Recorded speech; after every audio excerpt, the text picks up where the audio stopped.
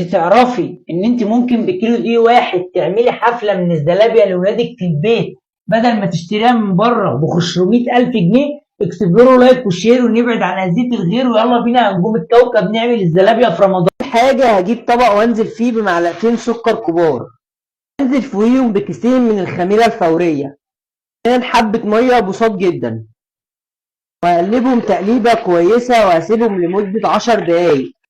وبعد 10 دقايق ألاقي الخميرة بتاعتي فارت كده، يبقى كده كويسة ومية مية. هنزل بكيلو دقيق متعدد الاستخدامات، وكمان معلقتين كبار من النشا. هنزل بقى بمية حبة حبة وهبتدي إن أنا أعجن. بإثباته عجينة زي ما انتم شايفين كده ملزقة شوية. بعد كده هسيبها ساعة تخمر، عايز أقول لكم هتزيد 3 مرات أضعافها. وبعد ساعة بقى تعالوا نفتح عليها، عايز اقول لكم زادت زي ما قلت لكم بالظبط. حاجة روعة جدا، حاجة جامدة جدا. بصوا انا عايز اوريكم العجينة جامدة جدا. هجيب بقى بصوا اي كيس تلاجة عادي جدا، وهبتدي ان انا احط فيه العجينة. بصوا بقى شايفين بوز الكيس ده، هبتدي ان انا اقطعه كده من هنا حتة صغيرة. زيت سخن بقى، وهجيب المقص واضغط على الكيس وابتدي ان انا اقطع. شكلها وهي في الزيت عايز اقول لكم حاجه روعه جدا، حاجه جامده جدا. والناس اللي بتقول ان هي ما بتنزلش مدوره نزلت مدوره يا جماعه.